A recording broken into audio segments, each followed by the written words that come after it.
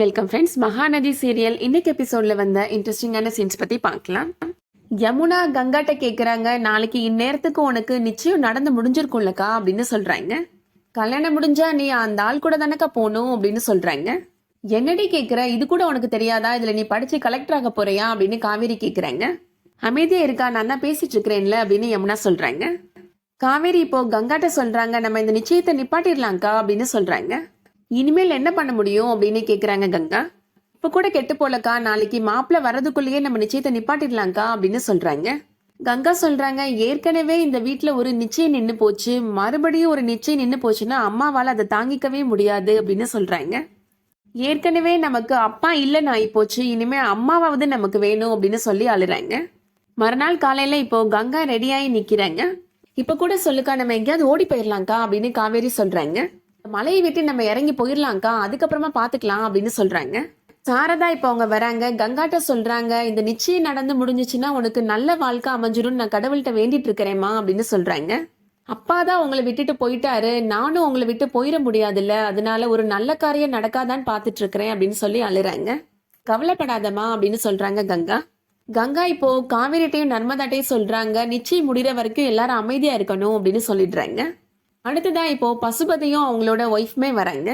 வாங்கண்ணே வாங்க மதினி அப்படின்னு அவங்கள வெல்கம் பண்றாங்க சாரதா. பசுபதியோட ஒய்ஃப் சொல்றாங்க, கங்காக்கு இந்த கல்யாணம் நடந்துச்சுன்னா அவங்களோட வாழ்க்கையே மாறிடும், அவ ரொம்ப சந்தோஷமா இருப்பா அப்படின்னு சொல்றாங்க.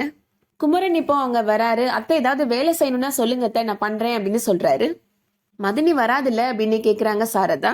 இப்ப வருவான் வேற நீ நினைச்சிட்டு இருக்கிறியா அப்படின்னு சாரதாவோட மாமியார் சொல்றாங்க. மாப்பிள்ளை வீட்டுக்காரங்களை மட்டும் போய் கூப்பிட்டுட்டு வந்திருப்பா, அவங்களுக்கு வழி தெரியாது அப்படின்னு சொல்றாரு பசுபதி. இவ்வளவு தூரம் வந்தவங்களுக்கு வீட்டுக்கு வர வழி தெரியாதா அப்படின்னு காவேரி கேக்குறாங்க.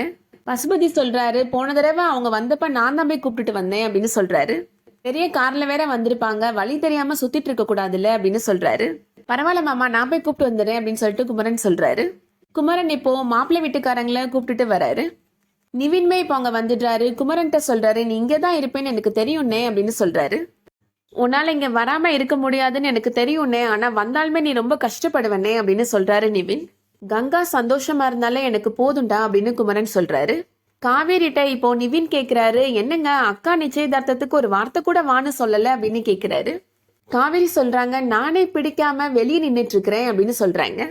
உங்க மாமா பசுபதி தானே இந்த கல்யாணத்துக்கே ஏற்பாடு பண்றாரு, நீங்க உரிமையா வரலாம், வாங்க 2 பேரும் வீட்டுக்குள்ள வாங்க அப்படின்னு கூப்பிடுறாங்க. நிவின் இப்போ குமரன்ட்ட சொல்றாரு, நீ சொன்ன மாதிரி மாப்பிள்ளைய வரல போலனே அப்படின்னு சொல்லிட்டு இருக்கிறாரு. அந்த நேரத்துல நிச்சயதார்த்த பத்திரிகையை வாசிக்கிறாங்க. மாப்பிள்ளைய வந்து அங்க சேர்ல உட்கார சொல்றாங்க. மாப்பிள்ளை எழுந்து அந்த சேர்ல உட்காரும் போதுதான் இப்போ நிவினுக்கும் குமரனுக்கும் இவர் தான் மாப்பிள்ளை அப்படின்னு தெரியுது. இவ்வளவு வயசான ஆளா அப்படின்னு நினைச்சு ரொம்ப ஷாக் ஆயிடுறாங்க. உண்மையாவே இதுதான் மாப்பிள்ளையா அப்படின்னு நிவின் கேக்குறாரு. நர்மதா சொல்றாங்க, ஆமா இவரை தான் அக்கா கல்யாணம் பண்ணிக்க போறாங்க அப்படின்னு சொல்றாங்க. கங்காவையும் இப்போ கூப்பிடுறாங்க மாப்பிள்ளை பக்கத்துல உட்கார்றதுக்காக. கங்காவும் மனசே இல்லாம மாப்பிள்ளை பக்கத்துல வந்து உட்காடுறாங்க. நிவின் குமரன்ட்ட சொல்றாரு, இந்த ஆளை விட நீங்க எந்த விதத்துலனே குறைஞ்சு போயிட்டீங்க, இவருக்கு பொண்ணு கொடுப்பாங்க உனக்கு கொடுக்க மாட்டாங்களானே அப்படின்னு கேக்குறாரு. விடு நிவின் அப்படின்னு சொல்லிட்டு இருக்கிறாரு குமரன். இப்போ தட்டை மாத்திக்கலாமா அப்படின்னு பசுபதி கேக்குறாரு. 2 குடும்பத்தாள்களும் இப்போ தட்டை மாத்திக்க போறாங்க. அப்போ ஒரு சின்ன பையன் அங்க வேகமா ஓடி வரான், அந்த தட்டை தட்டி விட்டுறான். மாப்பிள்ளை மடியில போய் உட்காந்துட்டு, அப்பா போன் கொடுங்கப்பா அப்படின்னு கேக்குறான்.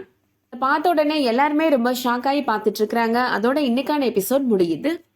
நாளைக்கு எபிசோட்ல சாரதா இப்போ பசுபதிட்ட என்னென்ன இது அப்படின்னு கேக்குறாங்க. யார் இந்த பையன் அப்படின்னு கேக்குறாங்க. மாப்பிள்ளை சொல்றாரு, இது என்னோட மகன் தான் அப்படின்னு சொல்றாரு.